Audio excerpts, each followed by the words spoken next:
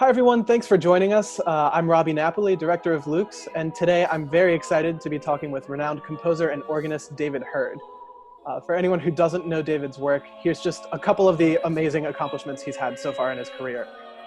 He is the only person ever to receive first prizes in both organ performance and organ improvisation from the International Congress of Organists. He's worked as a director and educator in sacred music for over the last 40 years at some of the most prestigious church music programs and schools on the East Coast, including Trinity Church, General Theological Seminary, and currently Church of St. Mary the Virgin in Times Square. And as a composer, he's been performed and commissioned by choirs and organists internationally, and many of his works are found in some of the world's most popular hymnals, including the Episcopal hymnal 1982. And in 2010, he was awarded the Distinguished Composer Award by the American Guild of Organists. So David, thank you so much for joining us. We're really excited to be able to have you here. My pleasure indeed. So why don't we go ahead and jump in? Firstly, what have you been up to since the lockdown and we've had all of this craziness kind of start? Yeah, well, it sort of came suddenly, but it was during Lent, so that the heavy preparation for Easter stuff was a little bit ahead of time. We all assumed that we would be back in place by Easter, and of course that didn't happen. So at first it was just sort of stunned silence, and many churches immediately invented some sort of remote way of doing liturgy. St. Mary's response was basically to have the resident clergy and friars basically just do a mass in the Lady Chapel, and they live streamed it on the church's Facebook page. So all the singing was a cappella, and so I had nothing to do. So what I started doing at that point was writing articles about the music that we might be doing if we were doing music, about choral music, and realizing that no one was hearing choral music because choirs essentially were disabled during this period. So I've started writing articles and embedding YouTube links to the pieces that I wanted to discuss.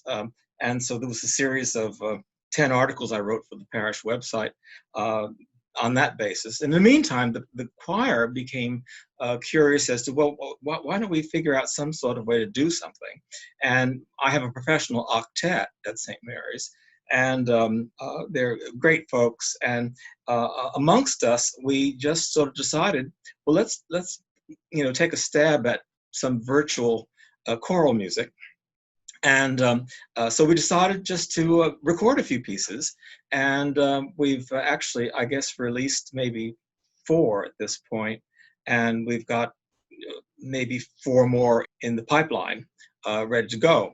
And it was interesting that we sort of met by Zoom, like everybody's doing, and talked amongst ourselves, and agreed that we had amongst ourselves the skills probably to pull it all together. So one member of the choir is equipped for audio editing, another was equipped for video editing.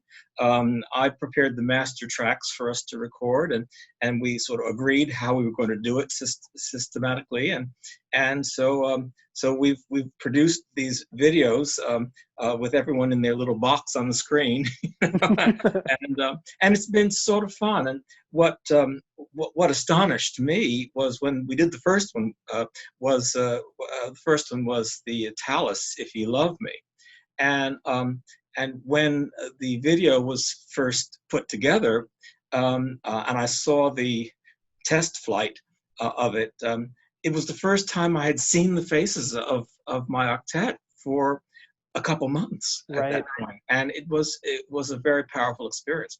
So that has been one of the things, and apart from that, I've just been practicing the organ and planning to organize parts of my apartment that still have not been organized. I feel you on a couple of things there. I one of the first projects that I started when summer started and I was no longer teaching with my kids was I decided to finally take all of the choral repertoire that I had and actually organize it into all of my binders and stuff, which I hadn't done in about 3 years. Right. But I absolutely agree. When Luke started working on the virtual videos for the series, the first video that we started working on was Mila's "She Walks in Beauty," and I was doing the audio editing. And the first time that I had every track lined up and could just play it through just to make sure that it was lined up, I was just blown away from getting to hear my friends making music, even if it Right. wasn't in the same room. Yeah, yeah. It's very powerful, and it makes you realize just how much you miss the experience of actually working together. And Absolutely. it's so much more labor intensive to do these things than it would be to do music in a live situation. And Certainly. also trying to figure out what music can work more easily in that format. I know many people who have done these videos have had far more labor-intensive processes than we had the time or the expertise to embark on. So we try to choose our repertoire carefully. Absolutely, yeah. Yeah, that was certainly one thing that we were kind of considering as well. Is, is it better to go with all homophonic pieces, or is it actually better to do one to a part polyphony, Yeah. or all of these different considerations? So Right. one One of the thing. things we thought about doing, which we haven't done, is trying to do like a 12-part or a 16-part piece or something like that, with everyone having more than one voice part. But we haven't gone there quite yet. Yeah, I know we are the first thing that we were talking about, because we always have a couple of people, including myself, who like to throw out these really like grandiose ideas of like, oh, we have all the time in the world, let's just do this, it'll be perfect. Yes. And so one of the first considerations was pulling out some Tavener that's 24 parts and Right, double choir with echo and Terminalium of Talus, something like that. absolutely, right, exactly. So I'm really curious, if we back things up all the way to kind of the beginning of your musical journey, what's one of the first things you remember that kind of got you interested in music in general or in choral music specifically? Well, I was practically born in an Episcopal church, and from the very first weeks of my life, I was taken to church, and my first recollections of live music were in church, and in family occasions at my grandparents'. My family has a lot of avocational musicians, and I had a whole bunch of aunts who played the piano, and my mother played the piano, and so occasions at my grandparents' house that had two pianos, where both pianos were going, and someone was playing a guitar and there was singing going on. So at family gatherings were very musical occasions when I was a little kid. And the church had a nice pipe organ and very capable organists and very capable choir, or at least I thought so at the time. And that made a very strong impression on me. And I loved organ music from the very beginning. I mean, I would love to go to church because I got a chance to hear the organ, and at least between those times that all the talking was going on, and when the music started up again, so did my interest. So it was that got me started in two ways. I mean, I often think that my church experience as a child taught me the love of music, and my musical experience then taught me the love of the church, and so the two sort of went hand in glove in a way. That's wonderful. That's really great. And I had wonderful teachers. Once I became interested in music, I had very fine teachers who kept that interest going. And I was fortunate to go to a junior high school that had a full band and string program, and a very fine graded choral program. And because I played the piano, I was immediately conscripted into everything. and so I played tuba in the band, and I accompanied the choruses, and I played French horn in the orchestra because they always sort of leached the band people for their wins. And so it was just all sorts of things, and it was great. And then I went to the High School of Music and Art, and one thing led to another, and so it was just a lot of stimulation. But it all started as a small child going to church and listening to the organ and the choir. That's great. And congregational singing. I mean, I wanted to learn how to read so I could sing along with this little book that everybody had that, had notes in it. I knew that there were notes, and I really wanted to learn how to read all that stuff. Absolutely. Absolutely. I had a very similar experience growing up as well. So I definitely understand the feeling. Yeah. So that kind of took you up to college and undergrad and grad school with Juilliard and Oberlin. What did you get out of or enjoy most with those experiences? Well, I have to mention Juilliard because I was in the preparatory division at the Juilliard School from the age of, I guess, maybe 9. I started piano and theory instruction at Juilliard on Saturdays. So that was in addition to normal Monday through Friday school. And that was a tremendous experience. My first piano teacher, with whom I started when I was 6, kind of after 3 years, he said, "I think I've taught him as much as I know," which was not really true. But he encouraged my father. He said, "Take him to another school and have him audition for the Manhattan School and the Juilliard School." And I got into the Juilliard, and it was fantastic because I was around a lot of other children my age who were aspiring to be musicians. And I had a superb Russian piano teacher, Elena Paustak-Volkansky, who taught me the dynamics and strong fingers and things that I hadn't learned before. And then the theory program, which I was immediately engaged in theoretical studies. A lot of students really hated the theory classes and were afraid of them. But I really reveled in it. And my first piano teacher from the very beginning taught me things about major and minor and chords and I mean he had me understanding things about musical form that most 9-year-olds don't get. And so I had really quite wonderful orientation to music from elementary school and high school. And I decided to go to Oberlin because at the time, it certainly had the best equipped organ facility in the country, in the world. Maybe to this day, I would say it still has an extraordinarily well-equipped facility for teaching, as well as a superb faculty. And also because the department at that time was as large as it was, the student community was very rich. I mean, I think I learned as much from my fellow students with whom we were all engaged in a kind of very productive competition the whole time. I mean, that's typical of music schools, but and of course sometimes it wasn't entirely altruistic, but oftentimes I think we were more supportive of one another than we were not supportive of one another. And in fact, I'm still very much in touch with many of my friends, musicians who I met in my undergraduate years at Oberlin. Yeah, I feel very similar too. In my time in music school, the community that ends up being created and then continuing off into the professional sphere is just incredible. Right.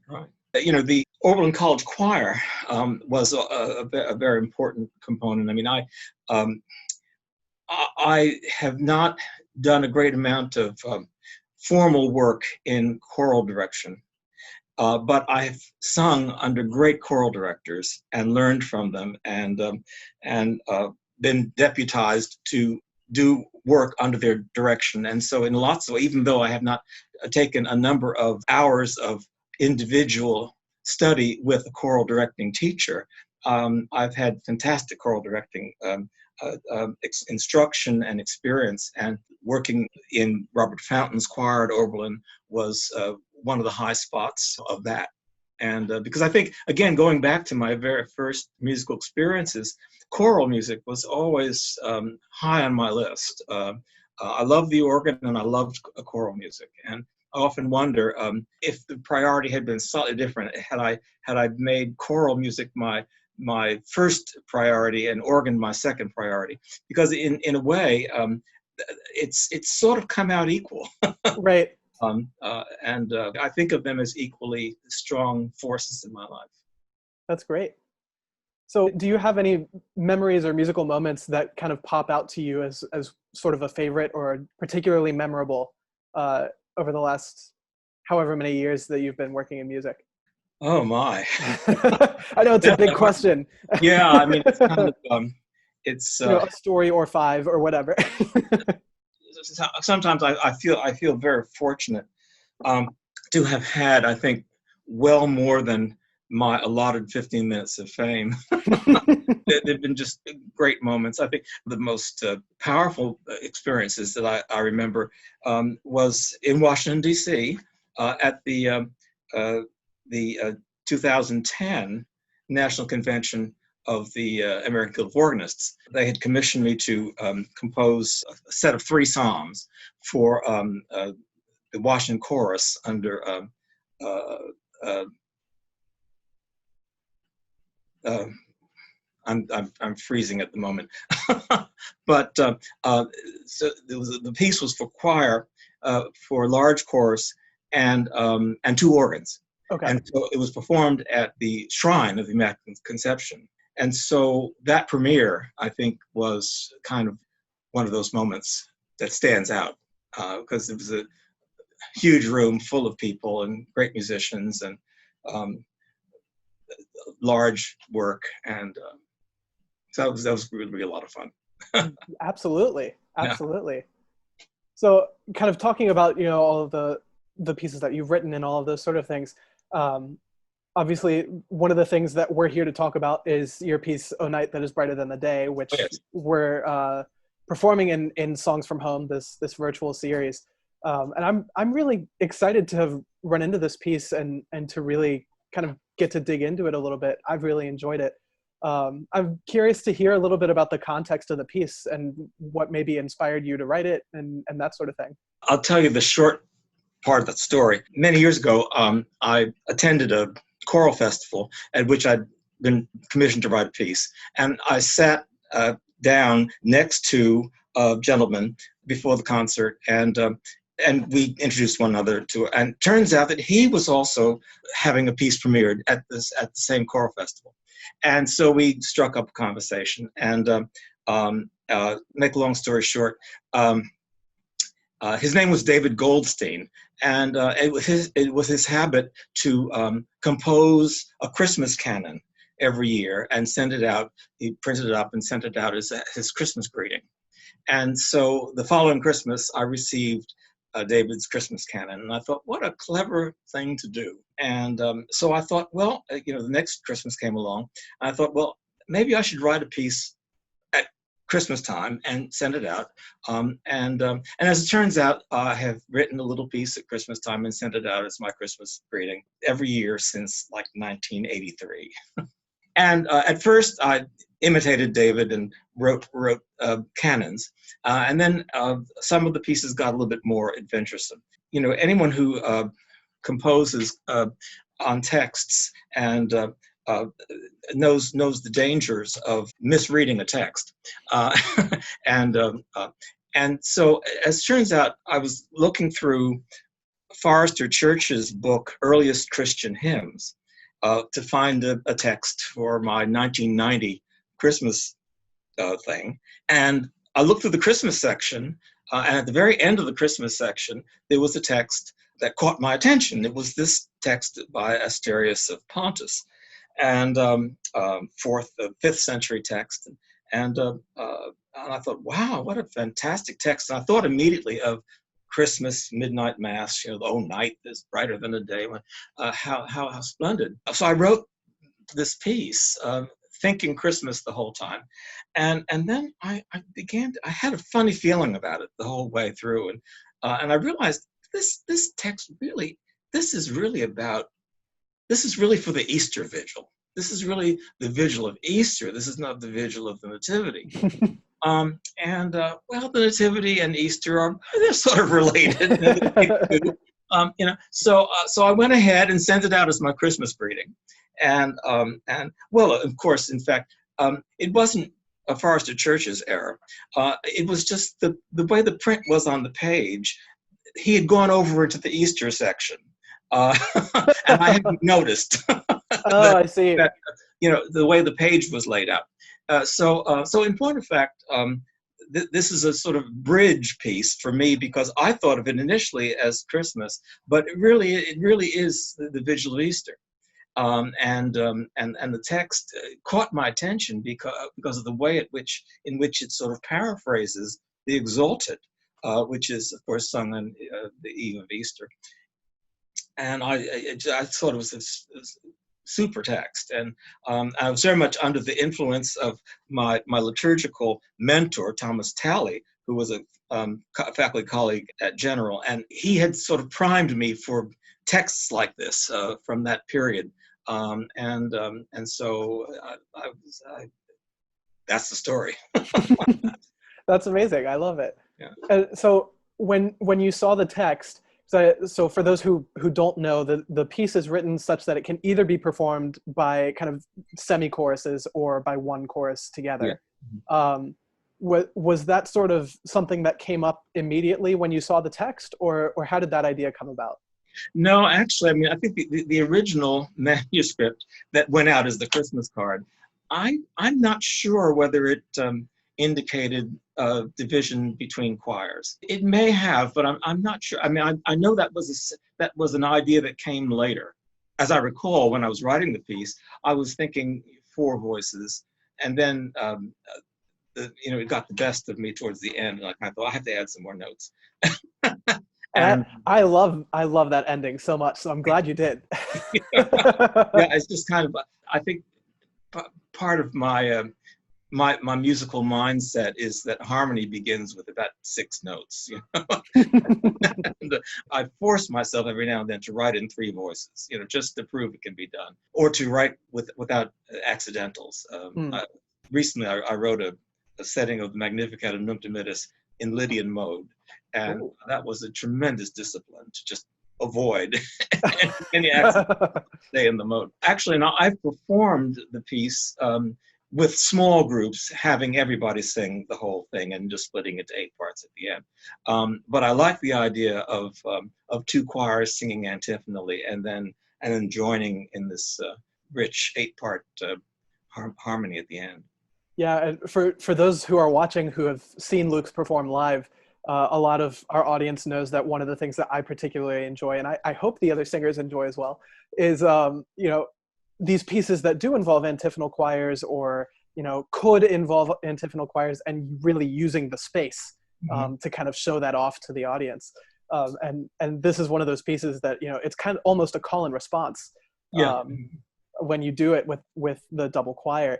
And it's immediately the first thing that comes to mind for me is splitting those 2 groups across a performance space, and kind of giving that surround sound feel. Yeah. But I'm curious. So you talked a little bit about some of the different things that you do from a compositional standpoint, as far as challenging yourself and limiting yourself to less voices than you would like, or to not using accidentals and that sort of thing. I'm curious if you have kind of any thoughts or anything that you've noticed along the way that you've kind of taken and added into your compositional style, or any influences that you've kind of picked up along the way? Which I know is a very tough question as the person writing the music, right? I talked with Dale Trumbore, who was saying, it's funny, we don't typically get asked that as composers, because it's not usually our job to analyze our music. We just kind of write it and it goes out into the world. Right. Yeah. I mean, I think of myself as a practical composer, not because I intend necessarily to be practical, but as it turns out, I didn't get into writing music because, again, I studied formally. I got into writing music because I was, from a small child, fascinated by music theory and harmony and counterpoint. My first organ teacher, Bronson Reagan, was just, was a theorist.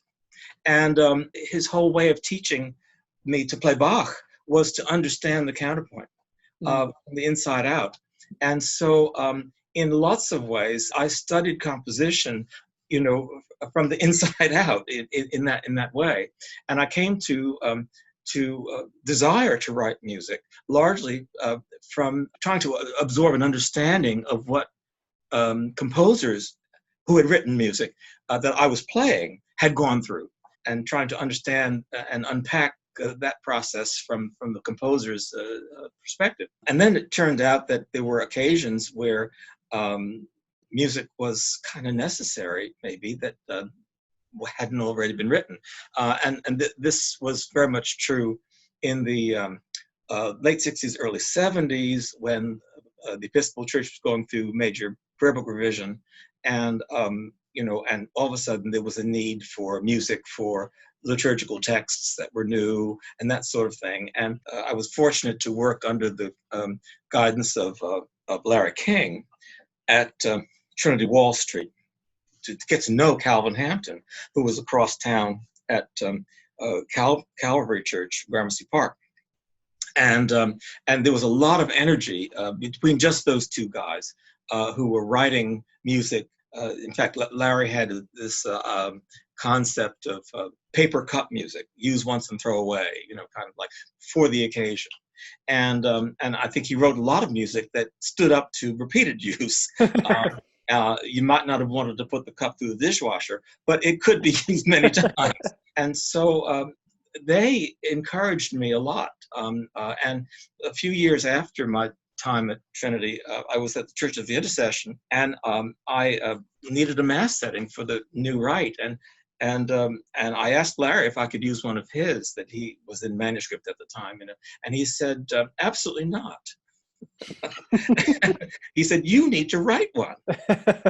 And I thought, now that's what it is to be a teacher and a mentor. To say to your student, no, you can't use mine. Right. You have to do your own. And I really so appreciate the fact that he didn't let me use his, and he insisted it was time for me to write my own. And that pushed me out there, But again, my first composition projects were practical. They were for, I had to think about, what resources do I have? Who am I writing this for? How well are they going to be able to grasp this? And that sort of thing. Now, I have to maybe back up a little bit. I did study some composition, and I wrote a few impractical pieces along the way before this. And I revisited some of those pieces and actually made them usable. But later on, as time went by, and I got some commissions to write, I was always very keen to know, I think as most composers, what am I writing for? Who am I writing? What are the circumstances? What's the venue for the final performance? What is the level of musicians who are going to be playing this piece? And to write up to that, Right. And maybe a little beyond that. The choirs that I had charge of, many of them were hybrid choirs with volunteer members and maybe a few section leaders, that sort of thing. From season to season, their ability may have changed some, and I was always keen to try to write to the upper end of the choir's ability, maybe to help to push them to a higher whatever, but to get the most out of that group. And I think that was one of the things that I learned from Larry King, because again, he always was very keenly aware of who his musicians were and what they could do, and to make the best use of them. Several of the pieces that I have written, I wrote because, well, I would have, for example, done the Allegro Miserere, but I really didn't have a soprano to do that top. Right. So I have to write another setting of the Miserere that doesn't have a top C. Right. And so mine only goes up to B. Only. And only twice. Not the 12 times that happens in the exactly. And it's not exposed, it's just flat out. But so in other words, I think that some of the incentive for my writing has been practical matters, and to try to get the most out of a situation. My own language for writing is Richard Prue, again, was a great friend of mine and a mentor to me. And I remember one time, I mean, I would show him everything I'd written, you know. And at one point, I showed him a piece, and he commented, "You learn to write more leanly." And I thought that was very, very judicious and tactful way of saying, "You used to use too many notes." Yeah. And I feel like that tends to be, you know, the quintessential problem with composers, especially towards the beginning, right? Is you want to write the 16-part pieces. I've gone back to some of my earlier organ pieces, for example, and just pruned out. Um, um, you know, some of those notes really weren't necessary, and of course, the experience of playing some of these pieces has shown that you don't need all those notes to get the effect.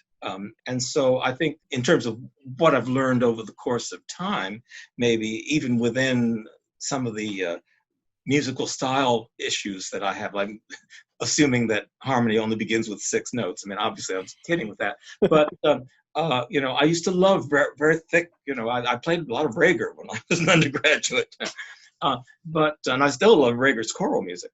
Absolutely. Yeah. But anyway, you know, sort of finding a way of refining the essence of what's happening harmonically and contrapuntally, so that it's not overly fattened, and just, you know, I think of that moment in the movie Amadeus where the emperor, you know, says, you know, there are too many notes, and Mozart says, well, which one shall I take out? And, but you know, I think one learns over the course of time not to go into a minimalist mindset necessarily, but to how much is enough, and sometimes a cleaner texture is actually more pleasant to the ear. And I certainly find, and I don't know if you agree with this or not, but I certainly find that in O Night, the sort of, I don't want to say thinner necessarily, but having less voices in the beginning sets up that ending in 8 parts so well, because it really does, you know, it's that change of texture that really brings you, it grounds you and brings you home at the very end. So I think it creates a really nice effect there as well. Thank you. I appreciate that. You know, I was listening just the other day to one of your recordings with Luke's, of that that German Christmas piece. Oh, Maria Durk? Yes, Okay. exactly. Yeah. And again, the lower choir sings, the upper choir sings. And then in the end, everybody comes together, and suddenly there are lots of notes in the chords. Right. And I kind of thought, wow, that's the very same model. Exactly. Absolutely. Yeah. Oh, Night. It's very same. And I made a note of that piece because I didn't know it. It's a gorgeous. I've always loved that melody. The first time I ran into it was one of the King Singers albums from the early 2000s was just called Christmas, with the black background and the Christmas lights on top. And they had done the hymn tune arrangement of it. Right. And then I had run into, I think it was Voces 8 did Stefan Klass's arrangement of it, and it's just stunning. Yes, I'd heard their recording as well. Yeah, there's a Distler piece on the same thing, and I have not heard the Distler, or I don't remember it particularly, but I've always liked Distler's choral writing, and again, Distler sometimes is very very thin textures, very classic neo medieval even kind of choral textures, but then he'll suddenly burst into like 8 parts, you know, in certain pieces that just are astonishing. I think that one of the exercises that I have done on a couple occasions is to write in 4 parts, but to have no doublings.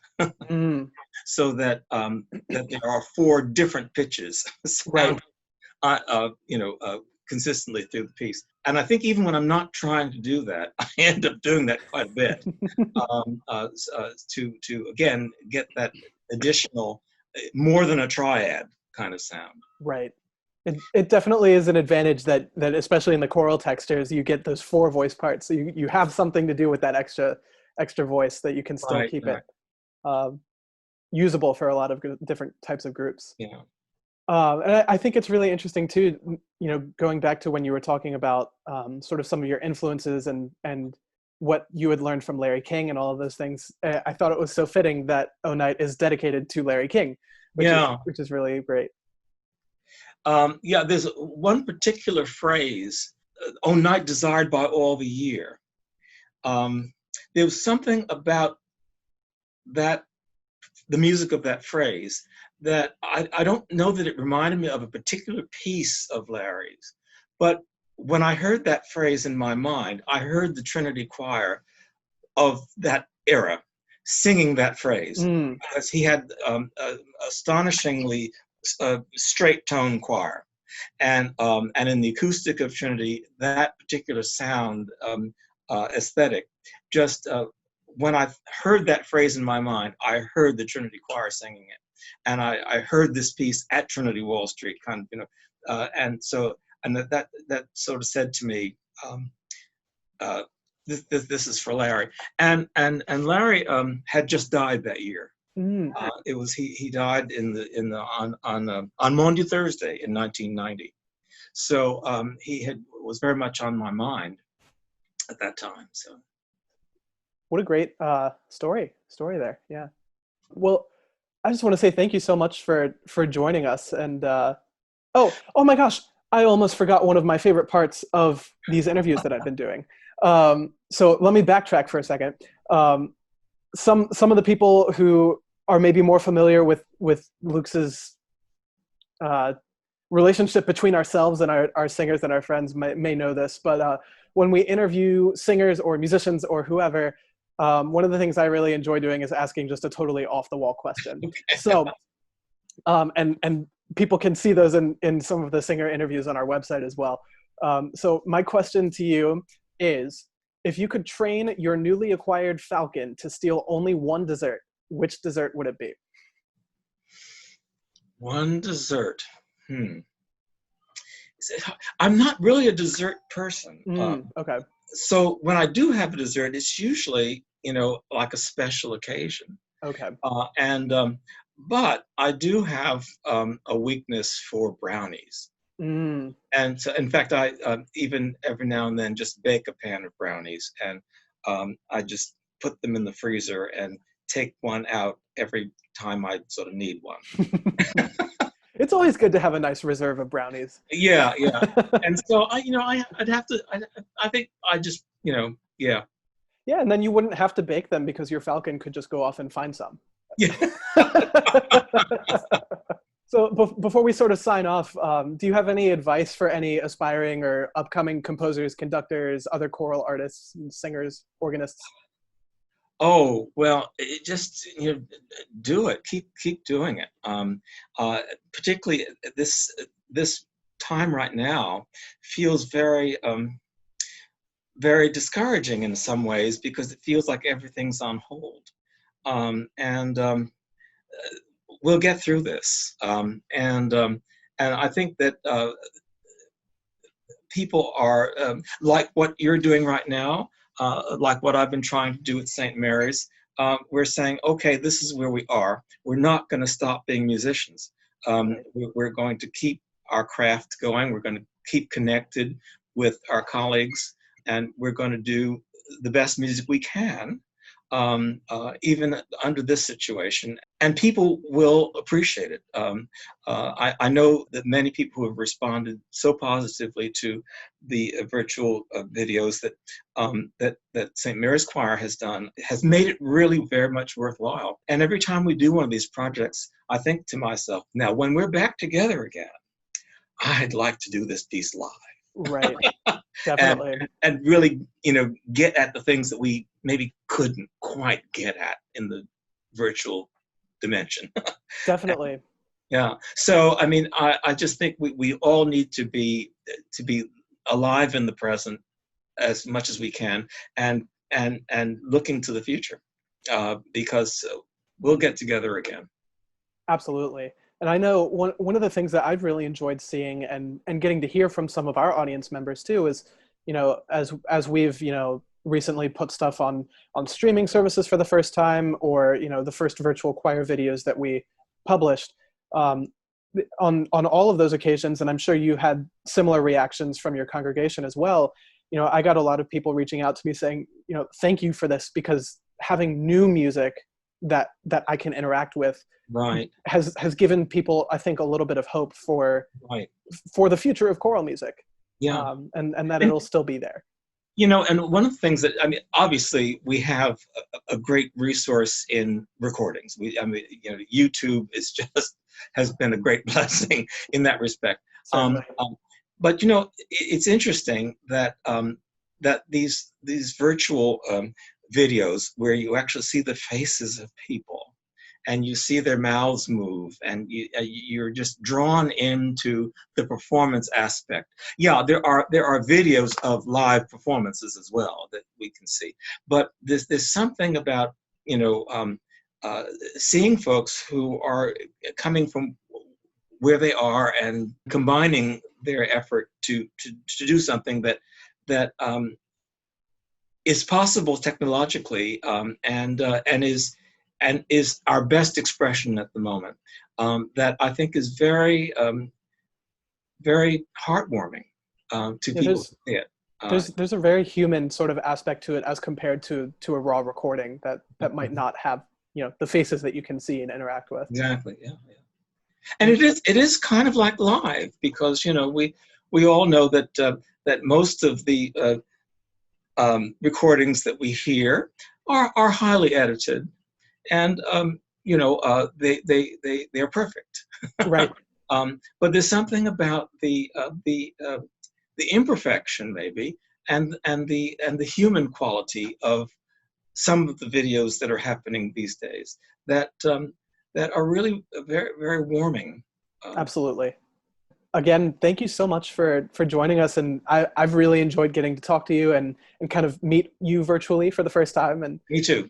and all of that. So Yeah. thank you for joining us and talking about your life and your piece, and we're very excited to share it. Well, thank you for doing the music, and I look forward to meeting you in person. Absolutely. And for those of you watching, be sure to keep an eye out for our video of David's piece, O Night, and check out some of our other videos and interviews as part of the Songs from Home series. If you'd like to know more about what Luke's is up to, you can check us out at our website at choirlukes.com. And if you'd like to find out more about some of David's work, then you can find some snippets at the Church of St. Mary the Virgin's website, and some of their virtual choir videos and things like that on the music department page. So David, thank you again for joining me and for giving us your time today. Thank you. Best wishes. Same to you.